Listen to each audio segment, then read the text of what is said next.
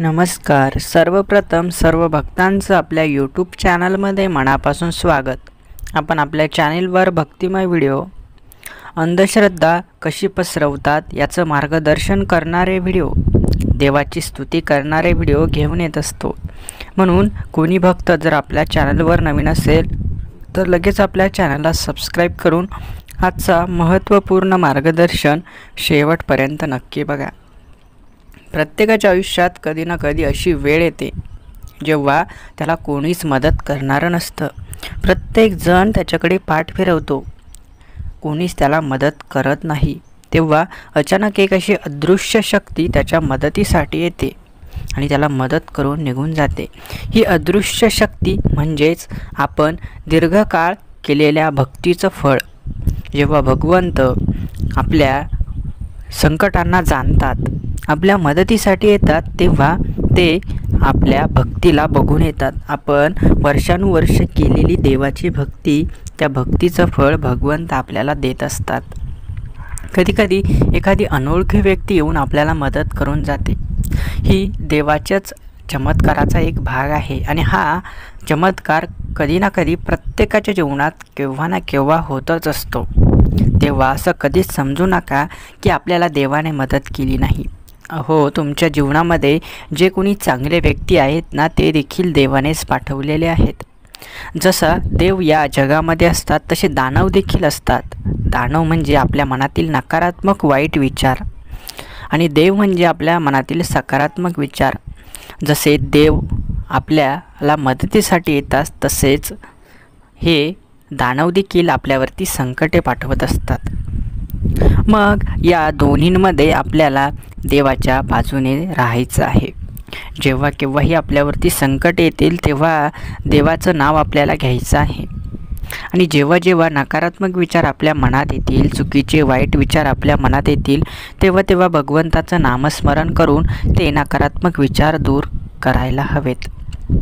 नकारात्मक विचार आपलं मन पोखर करतात, आपल्याला चुकीच्या मार्गाने जाण्यासाठी प्रवाहित करत असतात.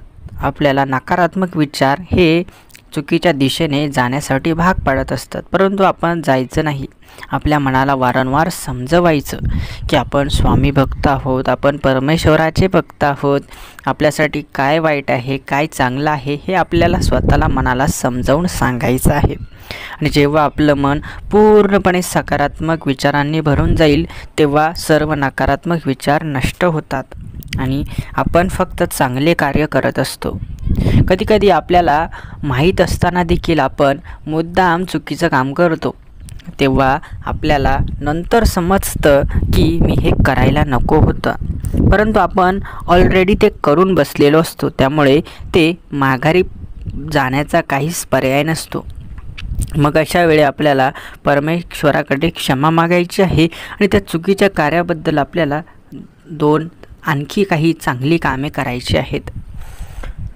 जसं पापाचा घडा भरतो तसा पुण्याचा देखील भरत असतो. मग आता तुम्हाला ठरवायचं आहे, तुम्हाला पुण्याचा घडा भरवायचा आहे की तुम्हाला पापाचा घडा भरवायचा आहे. जन्मताच मुलगा पापी काय नसतो, कारण त्याला काही कळत नसतं, समजत नसतं. पुढे त्याचं आयुष्य जे काही त्याला देत असतं तसा तो वागत असतो, बोलत असतो. परंतु लक्षात घ्या, आपल्याला जेव्हा जेव्हा समजलं की भगवंत आहेत, त्यांची सेवा आपल्याला करायची आहे आणि काय चांगलं आहे काय वाईट आहे याची जेव्हा आपल्याला समज आली तेव्हापासून आपलं कार्य आपण सुरू करायचं आहे. लहान मुलांना एवढं त्यातील ज्ञान नसतं, परंतु जसे जसे मुलं मोठे होतात तसं तसं त्यांना ज्ञान येत जातं. आपल्याही घरात जर लहान मुले असतील, बालकं असतील, तर त्यांना लहानपणापासूनच आपल्याला भक्तीचं वेड लावायचं आहे. त्यांच्या मुखात जरी फक्त देवाचं नाव आलं ना तरी ते त्यासाठी पात्र आहेत हे समजून जायचं. लहानपणापासूनच त्यांना श्लोक, त्यांना प्रार्थना हे सर्व काही आपलं शिकवण्याचं काम आहे. जर आपण स्वतः ते करत असू तर ते गुण आपोआप आपल्या बालकांमध्ये देखील उतरणार आहे आणि याची पूर्ण जिम्मेदारी ही आपली आहे. कारण आपल्या धर्मामध्ये जे शिकवलं, जे चांगल्या गोष्टी आहेत त्या त्यांच्या कानावरती पडणं गरजेचंच आहे. त्याचबरोबर या उलट देखील ज्या चुकीच्या गोष्टी आहेत त्या देखील आपण त्यांना समजवल्याच पाहिजे, कारण फक्त चांगल्या आणि बरोबर गोष्टी त्यांना सांगून जमणार नाही. त्याचबरोबर ज्या चुकीच्या गोष्टी आहेत, ज्या वाईट गोष्टी आहेत त्या देखील त्यांना सांगणं गरजेचं आहे. परंतु आपणच चुकीच्या वाईट गोष्टी करत असू तर ते देखील त्याच गोष्टी करणार आहेत, कारण ते आपल्या पावलावर पाऊल ठेवत आहेत. म्हणून आपल्या धर्मामध्ये काय चांगलं आहे, काय वाईट आहे याचं ज्ञान आपल्याला असणं गरजेचं आहे. आता आपण कुठलीही यात्रा वगैरे असली की कोंबड्याचा किंवा बकऱ्याचा बळी देत असतो. ही बळी प्रथा आपल्या धर्मामध्ये नाही, तरी आपण ती करत असतो. का करतो? कारण तो आपल्याकडे योग्य ज्ञान नाही. आपण गीतेचं वाचन केलं नाही, आपण कुठल्याच धर्मग्रंथाचं वाचन केलं नाही. जुने लोक जी प्रथा मांडत आली तीच प्रथा आपण पुढे चालू ठेवतो आहे. परंतु कधीतरी आपल्या धर्मग्रंथामध्ये उचकून पहा, कधी बळीचा उल्लेख आहे का? बळी प्रथा ही आपल्या धर्मामध्ये नाही. मुक्या प्राण्यांचा जीव घेणं हे आपल्या धर्मामध्ये नाही. काही लोकांनी आपल्या वैयक्तिक स्वार्थासाठी या प्रथा चालू केल्या आणि त्या प्रथेचा एक भाग म्हणून आपण त्यामध्ये भरडलो जात आहोत. ठीक आहे, जर बाकी लोक आपलं ऐकत नसतील तर आपण आपल्यापासून सुरुवात करा. आपण त्या प्रथेला बंद करा. दुसरे करत आहेत तर करू द्या, परंतु सुरुवात आपल्यापासून करा. आपण तरी ती गोष्ट करू नये. आपण जर ती गोष्ट केली नाही तर आपली पुढची पिढी देखील ती गोष्ट करणार नाही आणि अशा प्रकारे हळूहळू का होईना परंतु ती प्रथा दुर्लभ होईल. आपल्याच्याने जेवढं होतं आहे तेवढं आपण करू शकतो.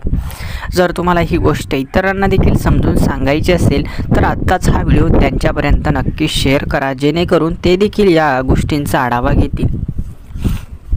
त्याचबरोबर अशा काही गोष्टी आहेत की ज्या आपण करायला नको आहेत. आपण आपली परिस्थिती नसताना देखील खूप सारा पैसे खर्च करून खूप मोठी पूजा ठेवत असतो. धर्मग्रंथांमध्ये कधीच असं सांगितलं गेलं नाही की तुम्ही खूप मोठ्या पूजा ठेवा, खूप पैसा खर्च करा. कधीच असं सांगितलं गेलं नाही.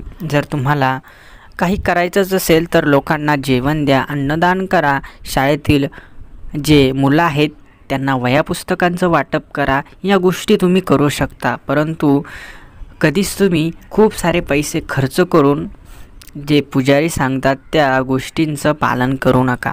कारण तुम्ही एक गोष्ट बघत असाल की जेव्हा आपण छोटीशी का होईना पूजा ठेवतो त्यामधले आणलेले सर्व फळं, खारीक, खोबरं ते सर्व काही तो पुजारी घेऊन जात असतो.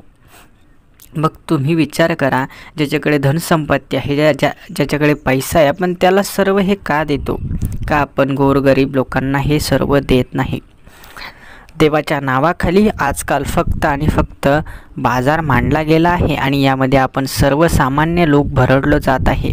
एखादं दुःख आलं की त्या दुःखाचा फायदा उचलून हे लोक आपल्याला खूप साऱ्या पैशांची मागणी करतात. ही पूजा करूया, ती पूजा करूया. ही पूजा केल्यानंतर तुमच्या घरामध्ये रोगराई निघून जाईल, तुमच्या घरामध्ये धनसंपत्ती येईल, हे होईल, ते होईल, हे सांगून हे लोक आपल्याला लुटत असतात. हे सर्व आपल्याला बंद करायचं आहे. जे चांगलं आहे त्याचंच पालन करायचं आहे. कोणतीही गोष्ट करताना स्वतःच्या मनाला विचारायचं आहे, ही गोष्ट बरोबर आहे का? नंतरच ती गोष्ट करायची आहे. आपण जसं वागू तशीच आपली पुढची पिढीही वागेल.